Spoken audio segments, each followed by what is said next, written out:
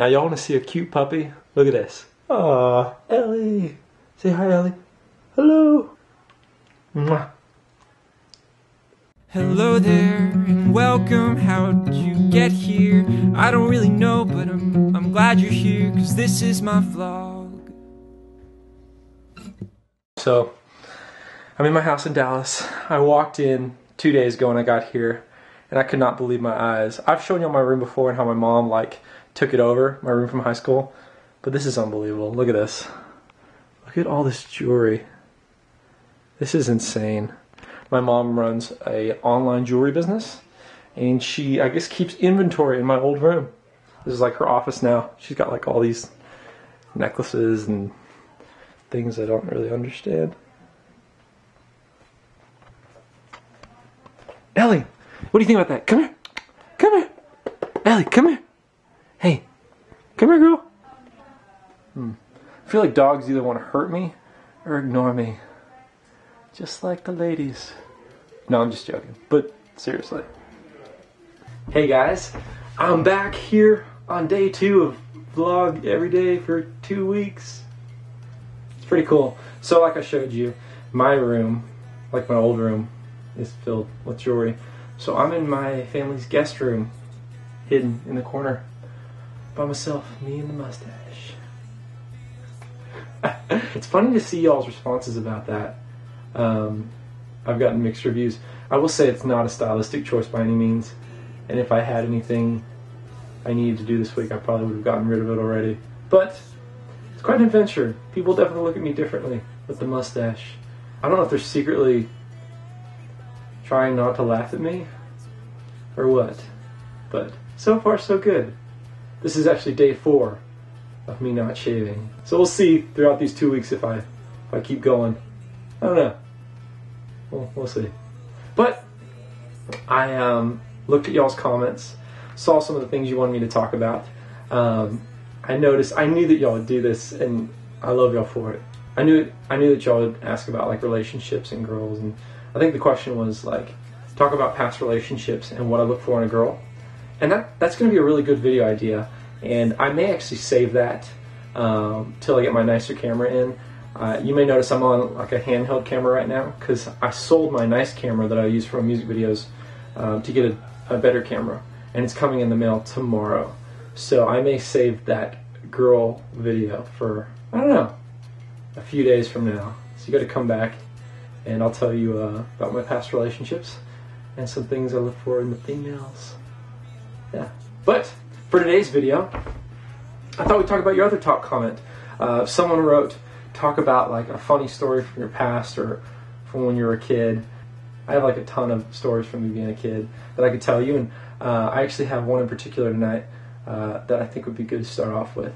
So to get going, I will say it's probably a miracle I survived being a kid, and not because I had a bad childhood by any means. Like I had a great family life and everything, but I'm talking about like literally, it's a miracle I survived. Like I'm surprised I'm still here. Just with the kind of things I would do as a kid. And to further explain that, I'll tell you this story. So when I was about 14 or 15, I had a few buddies of mine hanging out late one night, and it was like, I don't know, it was like a Friday or Saturday night, and we're just hanging out here. And you know, it ended up being like 3 in the morning before they were going to leave, and one of my friends thought it'd be a good idea to go rapping. And I know I get a lot of grief for this, but I call when you throw toilet paper in someone's trees, I call it rapping as opposed to rolling. And or TPing, I don't know what you other people call it, but rapping. So we decided to go rapping, and you know, we all thought it was a good idea. Well, none of us could drive at the time, so you know, I had like a Razor scooter, a skateboard, and like a bike, and so it was just 3 of us, and we decided to take the scooter, Razor, and bike, and go to our friend's house and rap him. Well, my friend lived like 2 miles away, like over 2 miles. And so it took us about an hour to get there. Don't ask me why. Even that's kind of a long time, but we got lost or something. But we get to the house, and we had backpacks full of toilet paper. And I'll never forget, my buddy lived in a cul-de-sac, and we got into the cul-de-sac. And so when it came down to us wrapping this house, we really only had established one rule, or at least I thought we had established this rule, that if we saw a car or anyone else, like a pedestrian, we weren't going to run. We were just going to play it cool, see what happens. Well, I'll never forget, like, a car drove into the cul-de-sac about 30 minutes into us wrapping this house.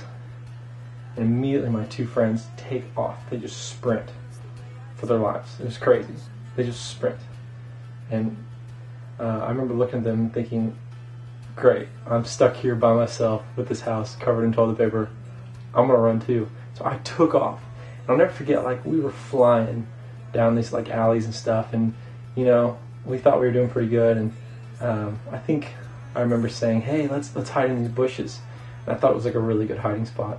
Well, it was on the intersection of, like, it's probably the busiest intersection for miles. For some reason, we thought it'd be a good idea to hide in these bushes. And I'll never forget, turn around, and literally these cops tackled us to the ground. Like, tackled us, took us face first to the ground. And immediately they're screaming at us, handcuffing us. And they had, like, shot my friend with this like, it was like a paintball gun or like a rubber bullet or something, but they took him down. And I'll never forget, we were screaming bloody murder. We were freaking out. And it was just terrifying. And it was so crazy. They handcuffed us and, like, put us on the curb and woke up the family. And it was the most embarrassing moment of my life. I'll never forget that. And the worst part is, by this time it's like 5 a.m. and they told us we had to come back by 6 a.m. and clean up all the toilet paper. So we had to go home for an hour, or had my mom pick us up. And it was funny because when she picked us up, she actually laughed at us. Because literally she saw us sitting on the curb, three guys side by side, me and my two friends, in handcuffs with our arms behind our back with our heads down. And it was so embarrassing. And since we were under 17, they had us go to court. And it was so wild.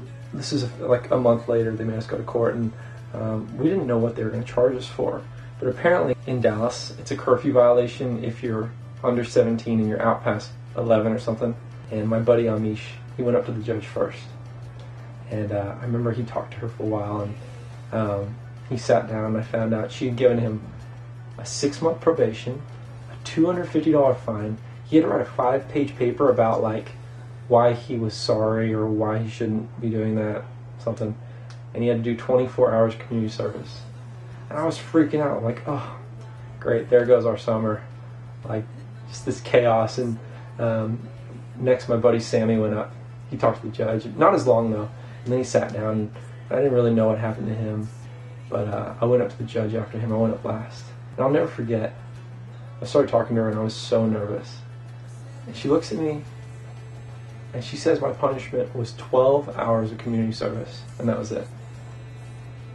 I was like, what?